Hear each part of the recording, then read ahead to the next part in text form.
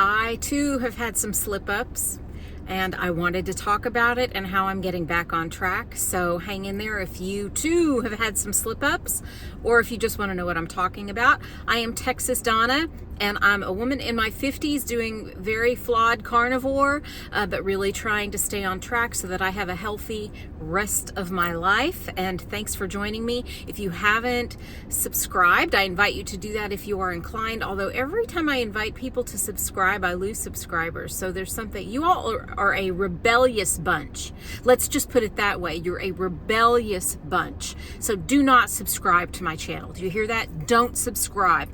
Also, don't use any of the referral links that I put in the description of this video. Just don't do it. Do you hear me? You've been warned. Okay, so, and also just don't watch the rest of this video all the way to the end. Don't do that either. In any case, thank you for joining me. I just watched Carnivore Kipp's video about getting back on track and addressing the challenge that was issued to him by Larry and Cassie of Carnivore Quest. And I am going to put the link to Kipp's video and to Larry and Cassie's video in which they talk to Kipp in the description of this video. I really urge you guys to go watch both of those. These people are real, and they hold themselves accountable, and they're transparent, and I really love that, and I aim to be that as well. I'm not going to get into the details of the challenge because you should just go watch their videos and watch that conversation unfold, but I'm going to participate.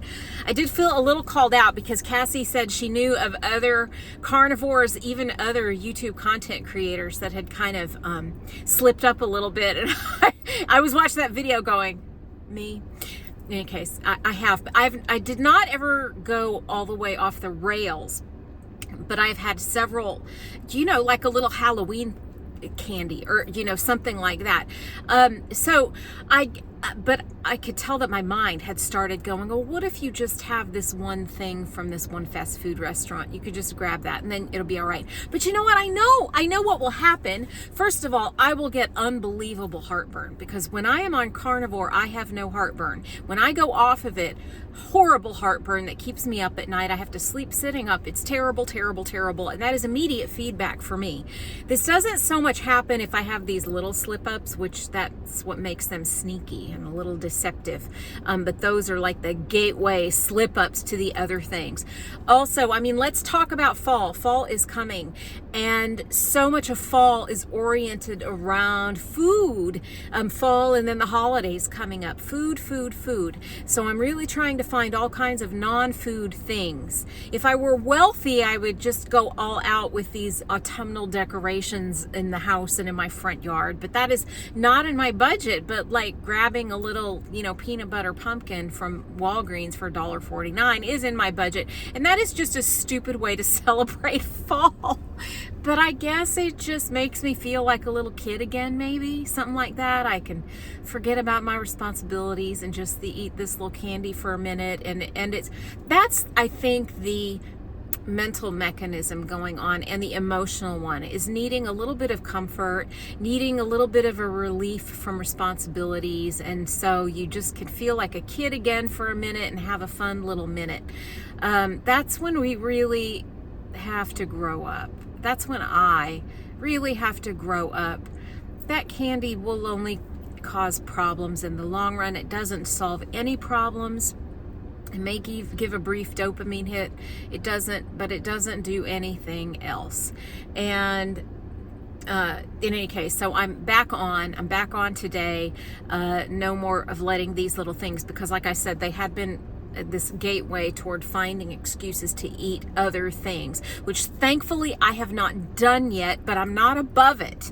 And so I want to be accountable for that. I was probably within 2 days of excusing that kind of a behavior, and then forget it. And honestly, I have some of my fall clothes I've started to fit back into that I had grown back out of over the past few months. And I need to fit into some more of those fall clothes. So I need to stop this now before I go further, before I really go off the rails. Thank you guys for being an audience that can listen to me talk about this. So I'm going to do that. I'm going to participate in the challenge that Larry and Cassie have issued to Kipp. They invited other people in their Facebook group to also join in this challenge and post pictures and stuff like that. So I don't know if I'm going to be able to get pictures of everything. I've got a very busy few days coming up, but I am not, I'm going to just be carnivore, and I'll be transparent about that. If I slip up, I'll be transparent about that. So that's the deal there.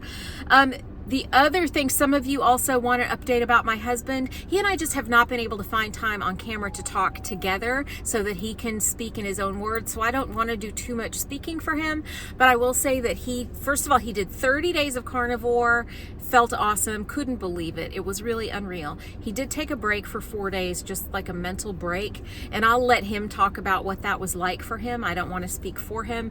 And then now he is back on, and he's like, his clients have noticed like a change in his physique. He's not an overweight man, but they've noticed some things and have commented on that, and he started sharing with them, you know, what he's doing. So I'll let him talk about that. Thanks to everybody that supported his efforts in that, especially that first video where he and I talked about him going carnivore, and you all saw that he didn't look completely sold. He looked skeptical. He wasn't sure about this. It went against everything anybody had ever taught him. But he's a rebel-minded person himself, so he's not afraid to think against the grain. A lot of us are slipping now because we've had this collusion of just the autumn and all of the temptations that brings with the baked goods and the candies on the store shelves, that kind of thing, and our own reminiscences and nostalgia and longing for childhood, for our mom or whatever. But then also world events, man, they're stressful right now. And when I was in college, that was the first Gulf War, and I had a different view of things then. But I was a girl, not inclined to join the military, but I guess I was what you would say was fighting age. So you tend to think of things more as an adventure, a possible adventure. I was not skeptical as much as I should have been really about that war, and I don't want to get all into that right now because it's complicated. I haven't really even re-examined that war myself, pardon me. But now I have sons, they're not in the military, but they are fighting age, and I think much more soberly about these things when the war drums start beating. And again, I'm not going to get into should we, shouldn't we, how should we, how much should we. I'm not going to get into all of that, but it has been stomach churning for me lately. And the thing is that it is not my personal ethos to hide from current event information. I'm not going to call it the news because I don't pay much attention to CNN or BBC or anything like that because they're so frequently wrong.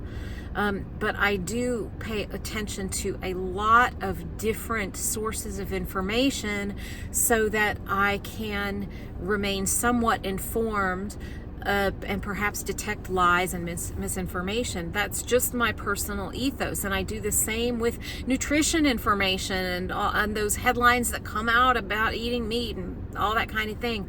I have more than once been in a position to help somebody more fully develop their worldview in a way they weren't able to before because they didn't know something or they believed something that was false. So it is my personal ethos to stay informed, but it's getting stressful right now to do that. So I'm sure that me starting to allow these little sugary treats here and there has eroded some of my ability to temper my anxiety. And so that's another motivation to get back on it, because I do know that sugar causes inflammation everywhere, including the brain. I do know that eating sugar, consuming sugar, can contribute to anxiety. And so I need to get that under control, because I don't think the news is going to be easier to take over the next few weeks or months, but I am not a person to hide from that. So if you too like to be informed and you don't like what you see and it stresses you out, I would encourage you to also get the reins on your diet, what you're eating, eliminate the things that may be inflammatory. So I'm going to do that, especially over the next few days. If I just think of it in terms of the next few days, that will be easier for me to handle, and can get my brain back under control. And that does remind me of that new study that's out with the headlines about meat being associated with diabetes. I did watch Dr. Berry's response to that so-called study, and it's a very good response. And if you go to the community tab of my channel, I reposted his video. If you haven't watched it, I really encourage you to watch it, because it will also help you know how to respond to other nutritionally related headlines that come out, that come blaring across various media sources, and how deceptive those can be, how misleading those can be. That's all I want to say for right now. Thanks for hanging in there with me, and good luck to all of you. Please let me know how you're doing in the comments. I love all you guys. Bye-bye.